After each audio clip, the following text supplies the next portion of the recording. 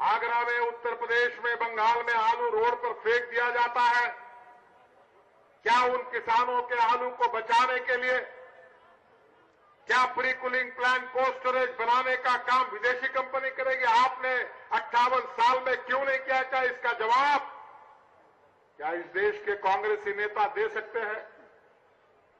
इस देश में 58 करोड़ का अनाज सड़ रहा है, गरीब भूखा मर रहा है। सुप्रीम कोर्ट ने कहा था कि अनाज सड़ने के बजाय गरीबों को बांटो, तो मनमोहन सिंह जी के सरकार ने एफिडेविट करके सुप्रीम कोर्ट में कहा अनाज सड़ता है तो सड़ने दो, गरीबों को नहीं देंगे। हम सड़ने देंगे पर हम गरीबों को नहीं देंगे, ये ऐलान इस सरकार ने किया था।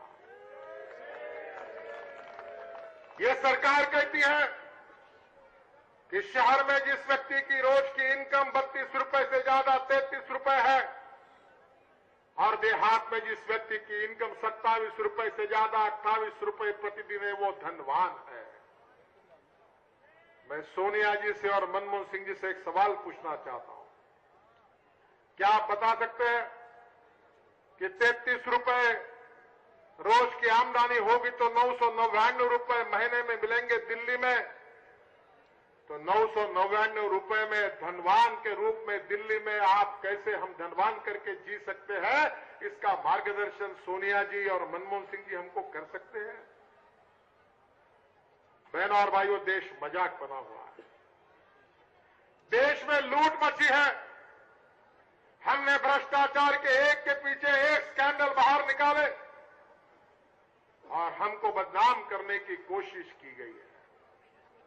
मैं आपको आह्वान और विश्वास के साथ कहना चाहता हूं कि हम किसी से डरते नहीं हैं।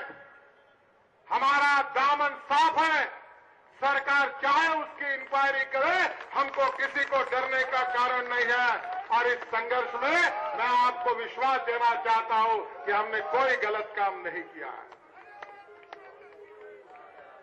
जो सरकार के खिलाफ संघर्ष करेगा, एक तो उसके ऊपर सीबीआई की केस करो या उसको ब्लैकमेल करो।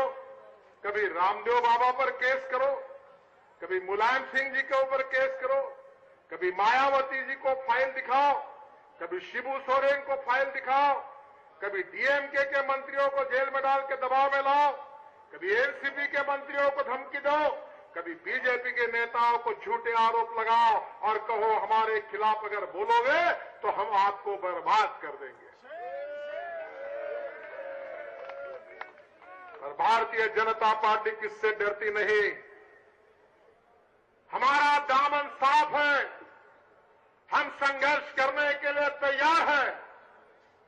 जब आरोप लगा तो हमने कहा कि जिसको इंक्वायरी करना करिए, हम किसी बात के लिए तैयार है, क्योंकि हमें विश्वास है कि हमारा दामन साफ है। बहनों और भाइयों, देश एक कठिन समय से जा रहा है। देश की जनता बड़ी अपेक्षा के साथ इस देश के तकदीर को, इस देश के भविष्य को बदलने की ताकत कौन से राजनीतिक पार्टी में इसके लिए हमारे तरफ अपेक्षा से देख रही है। इस देश को भूखमरी से, गरीबी से, बेरोजगारी से और महंगाई से मुक्त करने की ताकत अगर हिंदुस्तान के राजनीति में किसी राजनीतिक पार्टी में है तो उसका नाम भारतीय जनता पार्टी है। ये मैं विश्वास के साथ कहना चाहता हूं।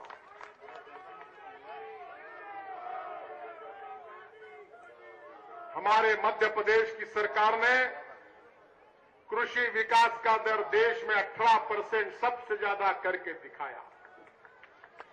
हमारे गुजरात की सरकार ने वहां के किसानों को, वहां के मजदूरों को, वहां के बेरोजगारों को, गुजरात को विकास में देश के पहले नंबर पर पहुंचाकर विकास के रिकॉर्ड तोड़ने का काम गुजरात के भारतीय जनता पार्टी की सरकार ने किया है।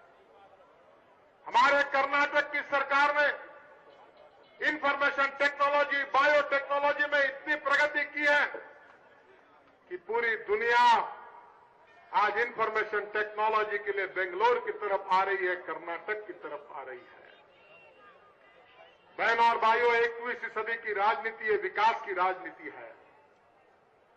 हम इस देश को महंगाई और भ्रष्टाचार से मुक्त करना चाहते हैं, आतंकवादियों को समाप्त करना चाहते हैं, इस देश की कानून व्यवस्था को मजबूत बनाना चाहते हैं।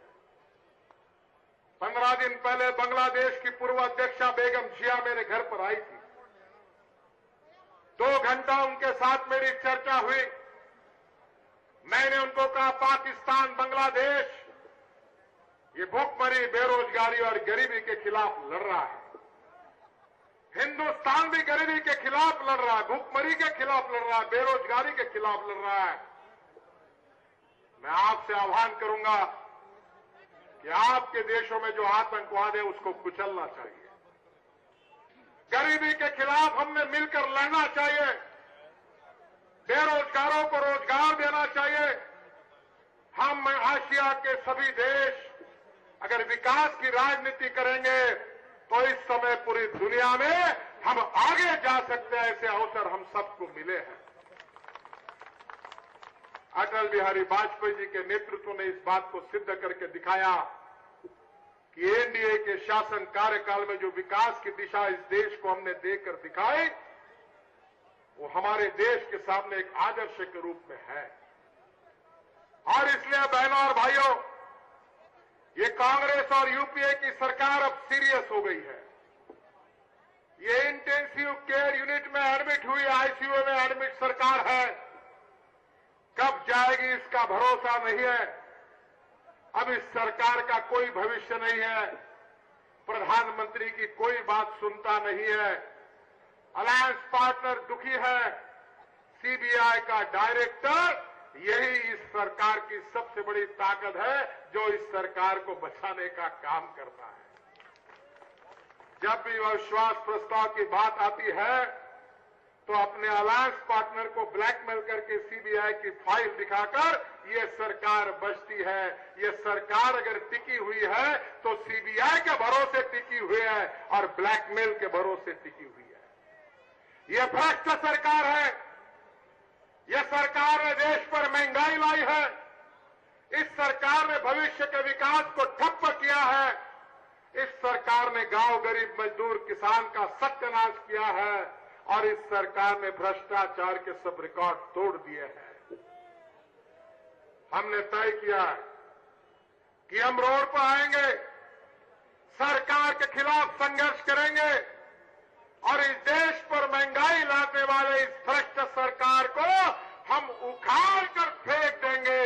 तब तक चैन की सांस नहीं लेंगे। ये हमारा निर्धार है।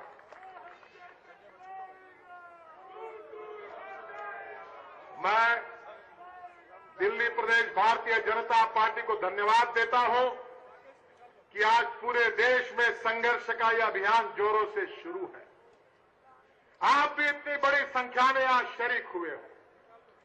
पूरे विश्वास के साथ 21वीं सदी में विकास की राजनीति करके गांव गरीब मजदूर किसान का कल्याण करने का कार्यक्रम हाथ में लेकर इस देश को गरीबी, भूखमरी, बेरोजगारी और महंगाई से मुक्त करके सुखी, समृद्ध, संपन्न, शक्तिशाली हिंदुस्तान जो 21वीं सदी में पूरे दुनिया की नंबर 1 की महाशक्ति बने, यही भारतीय जनता पार्टी का मिशन है और यही भारतीय जनता पार्टी का कार्यक्रम है।